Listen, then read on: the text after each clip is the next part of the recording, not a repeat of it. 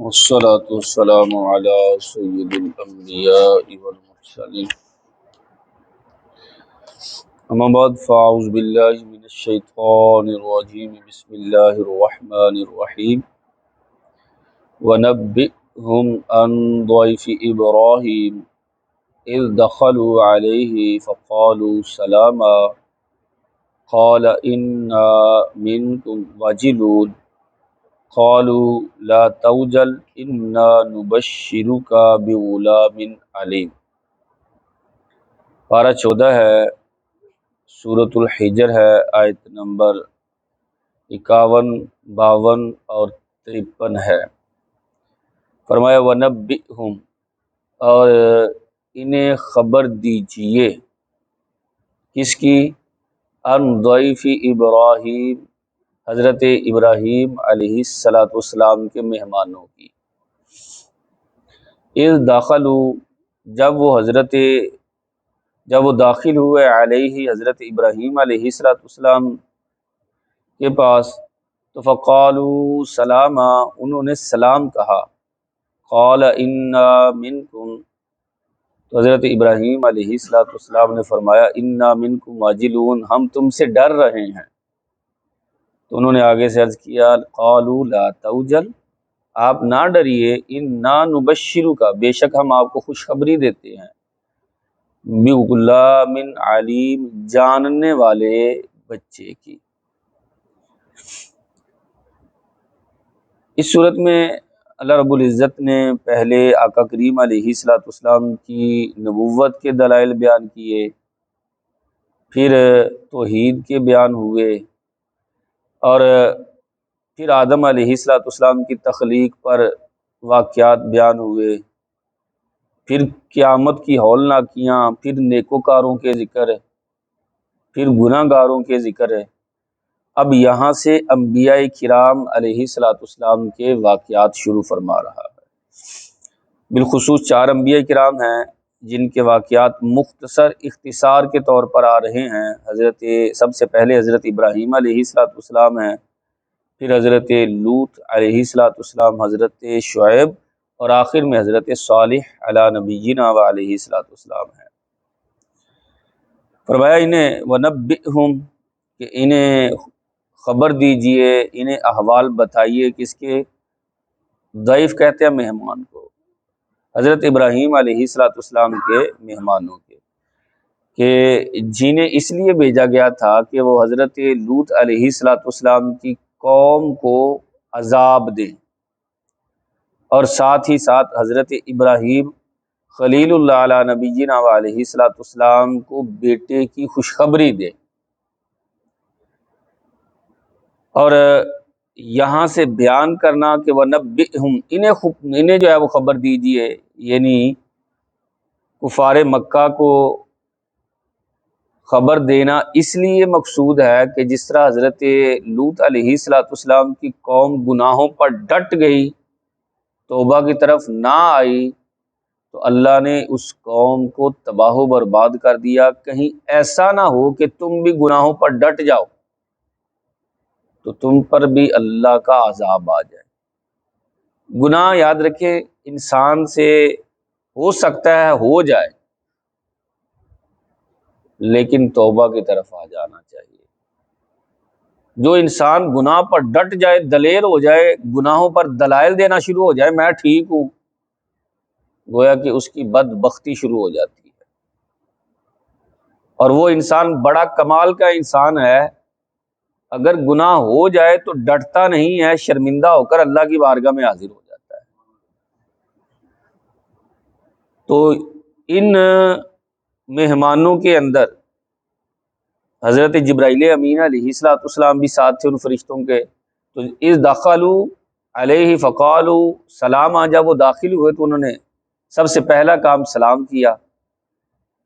تو حضرت ابراہیم علیہ السلام بظاہر تو بڑے خوش ہوئے، لیکن قال انا منکم واجلون، مہمانوں کے لیے آپ کی عادت کریمہ تھی بغیر مہمان کے آپ کھانا بھی تناول نہیں فرماتے۔ ڈرنے کی وجہ کیا تھی؟ ایک وجہ یہ کہ یہ بے وقت آئے، کوئی وقت نہیں تھا مہمان آنے کا، اور دوسری وجہ یہ کہ جب آپ نے ان کے لیے کھانا تیار کروایا تو وہ کھانا نہیں کھا رہے تھے، کیونکہ یاد رکھیں فرشتے کھانے پینے سونے سے پاک ہیں، وہ ان سے متصف نہیں ہے۔ تو کھانا اتنا بہترین بنا ہوا گوشت تھا، کھا نہیں رہے، تو دل کے اندر نہ خوف پیدا ہوا، کیونکہ اس دور کے اندر یہ علامت ہوتی تھی کہ جب بندہ کسی کے ہاں مہمان جائے اور کھانا نہ کھائے تو اس کے ساتھ دشمنی کی علامت تھی۔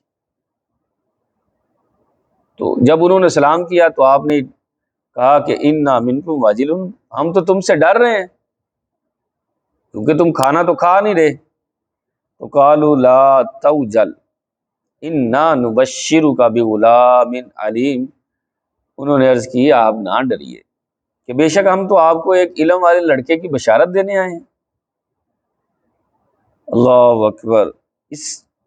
یہ فرشتوں نے جو ہے آگے سے عرض کیا کہ آپ نہ ڈریے کہ بے شک ہم آپ کو علم والے بچے کی لڑکے کی بشارت دینے آئے ہیں۔ اس سے معلوم ہوا کہ ملائکہ کو بھی اللہ تعالیٰ نے غیب کا علم عطا فرمایا ہے،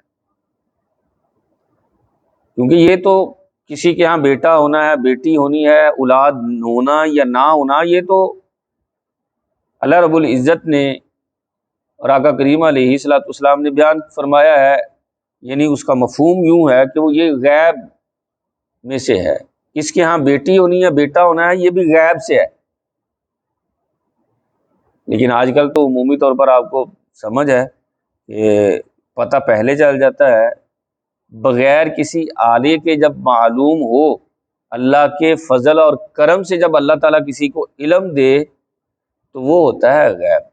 اور یہاں یہ دیکھیں کہ اللہ تعالیٰ نے ان کی فضیلت کو کس طرح بیان فرمایا، فرمایا علم والا بچہ تمہیں دوں گا، اور اس سے مراد حضرت اسحاق علیہ السلام ہے۔ علم والا ہونا یہ بڑا کمال ہے، اور وہ دین کا عالم ہونا تو بہت زیادہ کمال۔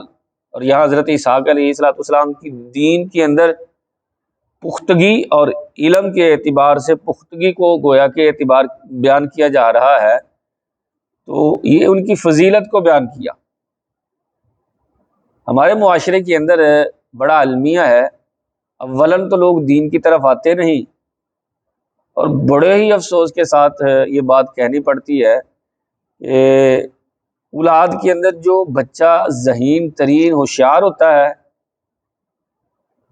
ہم اسے ڈاکٹر، انجینئر، پائلٹ جو ہے وہ بنانے کا ذہن رکھتے ہیں، یار یہ بنے۔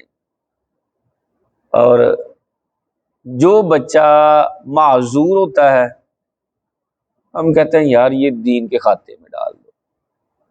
ایسا نہیں ہونا چاہیے، حالانکہ ہونا یہ چاہیے یار یہ میرا بیٹا سب سے زیادہ ذہین ترین ہے، میں اسے عالم دین بناؤں گا، دین کے لیے وقف کروں گا، تاکہ کل قیامت کے دن میری نجات کا یہ ذریعہ بنے۔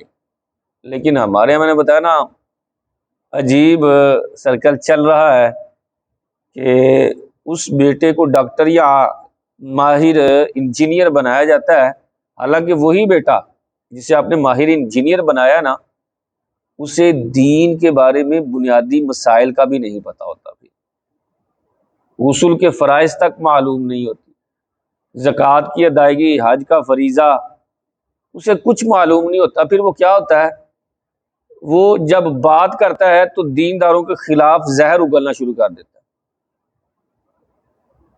اور اس چیز کو بیان کر رہا ہوتا ہے کہ اسلام کی تو دینداروں کی تو اب ضرورت ہی نہیں ہے، ہر مطلب تو یہ چیز انسان کی تباہی کا سبب بن جاتی ہے۔ جہاں ہم دنیاوی مال پر کتنا روپیہ خرچ کرتے ہیں اور کتنی محنت کرتے ہیں، کاش اسی طرح ہم اللہ رسول کے دین کے لیے بھی جو ہے وہ محنت کرنے والے ہو جائیں۔ اللہ تعالی ہم سب کو قرآن و سنت کا فہم عطا فرمائے، آمین۔ الصلاۃ والسلام علیکم۔